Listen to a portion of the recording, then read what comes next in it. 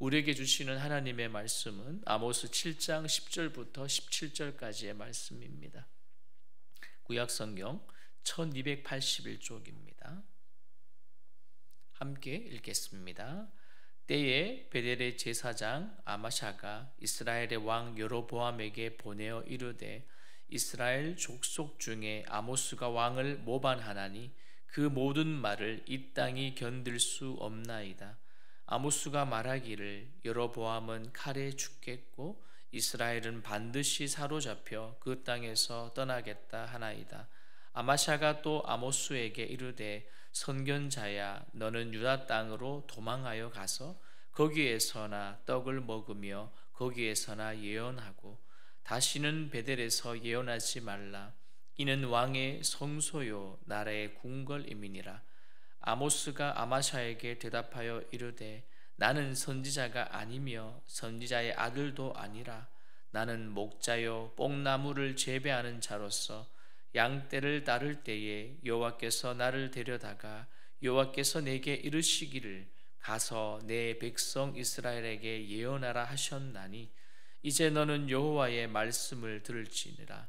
내가 이르기를 이스라엘에 대하여 예언하지 말며 이삭의 집을 향하여 경고하지 말라 하므로 여호와께서 이와 같이 말씀하시기를 내 아내는 성읍 가운데서 창녀가 될 것이요 내 자녀들은 칼에 엎드러지며 내 땅은 측량하여 나누어질 것이며 너는 더러운 땅에서 죽을 것이요 이스라엘은 반드시 사로잡혀 그의 땅에서 떠나리라 하셨느니라.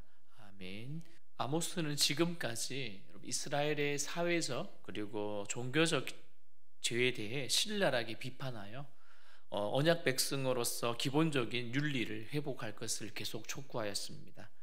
또 그는 도덕적 부패를 회개하고 삶을 획기적으로 바꾸지 않는다면 이 나라에 더 이상 미래는 없다라는 것을 분명히 경고를 했습니다. 여러분, 그리고 더 나아가 성소와 또한 여로보암 집의 패망을 예고한 그 세 번째 환상 후에 오늘 보니까요 베델 제사장 아마사와 그 아모스의 사이에 논쟁이 벌어집니다. 그 10절을 다시 한번 더 읽어봅니다. 시작.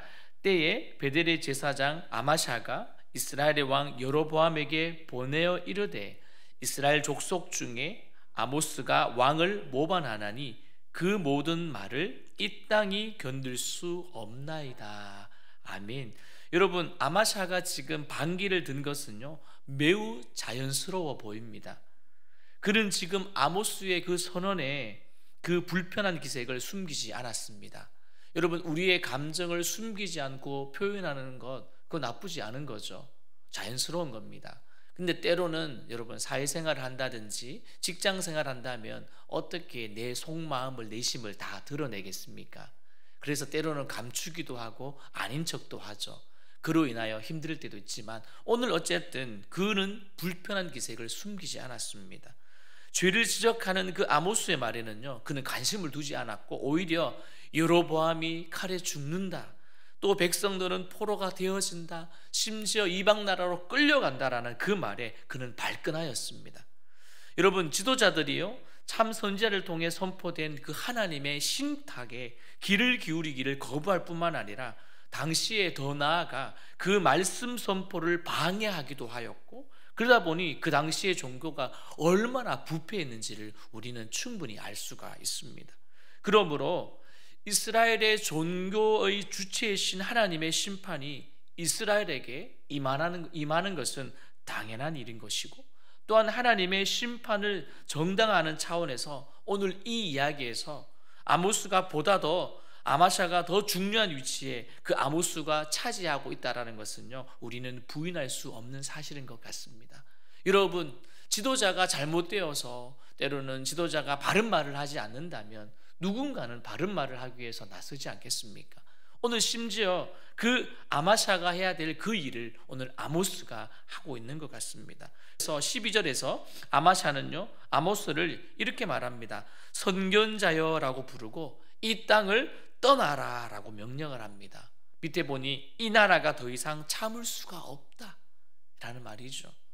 여러분, 왕이 지금 아모스를 처벌하는 것을 기대하는 그 선지자에게 여러분 빨리 몸을 피해 북이스라엘로 떠나가라는 말입니다. 그리고 더 이상 머뭇거리다가는 오히려 너는 왕의 군사에게 처형을 당할 수 있다라는 협박처럼 들리기도 합니다.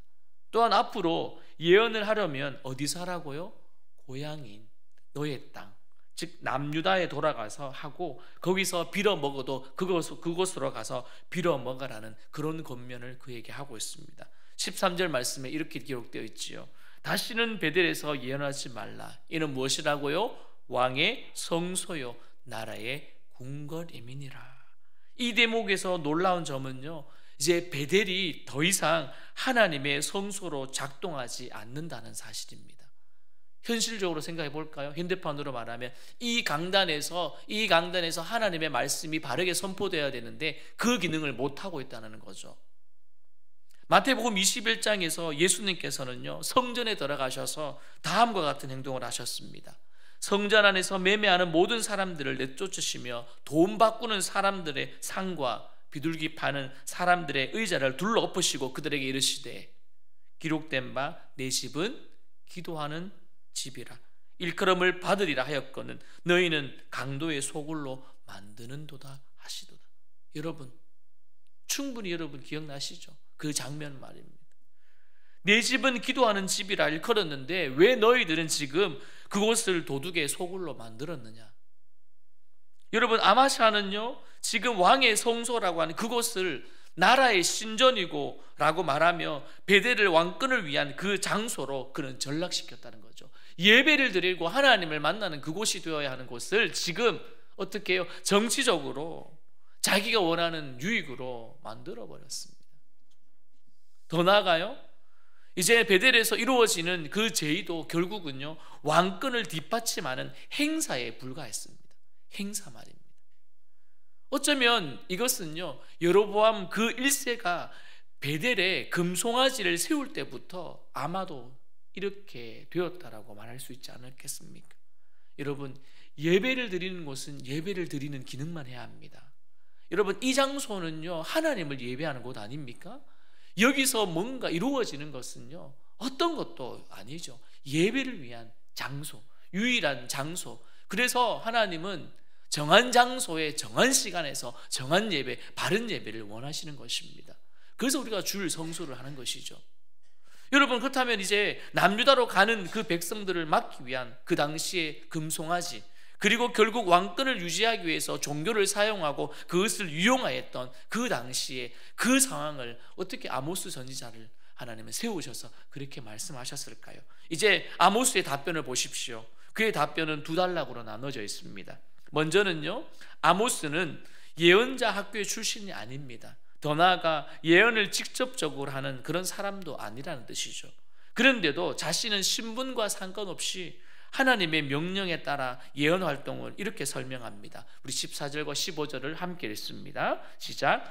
아모스가 아마샤에게 대답하여 이르되 나는 선지자가 아니며 선지자의 아들도 아니라 나는 목자요 뽕나무를 재배하는 자로서 양떼를 따를 때에 여호와께서 나를 데려다가 여호와께서 내게 이르시기를 가서 내 백성 이스라엘에게 예언하라 하셨나니. 아멘. 특별히 그는 목자이며 또한 뽕나무를 재배하는 사람으로서 예언 활동이 단순한 생계수단이 아님을 그는 밝혀주고 있습니다. 그러니까 그는 지금 오직 여호와의 뜻을 따라서 일을 하고 있고 그의 대답에는 이를 증명하고 있잖아요. 너는 가서 내 백성 이스라엘에게 예언하라. 여러분, 하나님은 지금 이스라엘의 관계, 그 언약 관계를 고려하여서 그 경고의 말씀을 하고 계시는 거예요. 언약 백성, 언약 관계 말입니다. 그들이 하나님의 말씀을 듣지 않았지만 하나님은 지금 아모스를 선택하셔서 끊임없이 말씀하십니다. 두 번째 단락은 어떻습니까? 아마샤에게 전달되는 여호와의 심판의 예언을 다룹니다. 이제 너는 여호와의 말씀을 어떻게 해요? 들을지라. 너도 들으라는 것입니다. 심지어 제사장인 너도 들으라는 것이에요. 여러분, 베델에서 예언하지 말고 어떻게 해요? 나무라는 그 아마샤에게 하나님의 말씀을 거부하는 그와 그의 집안에게 이 말 심판을 선언하고 계십니다. 이 말씀 앞에 저도 뜨끔하죠. 목회자라고 하여서 바른 게 아니구나, 예외가 아니구나, 우리가 그 역할을 감당하지 않으면 그럴 수가 있겠구나. 여러분, 우리는요, 사명, 청지기, 교회의 직분자 누구나 예외 없이 우리는 하나님의 말씀을 들어야 될 것입니다. 그리고 그 말씀 앞에 우리는 순종해야 되겠죠. 여러분, 아모스는 그와 그의 집에 4가지의 재앙을 말합니다. 그리고 이스라엘 전체에는 1가지 재앙 등 총 5가지를 말하더라고요. 보니까 심판의 내용은 먼저 아마샤 그 집의 몰락입니다. 그리고는 아마샤의 땅은 남에게 뺏기고 더러운 땅에서 죽게 된다고 말합니다. 이것들이 모두 언약적인 저주에 해당되는 것이죠.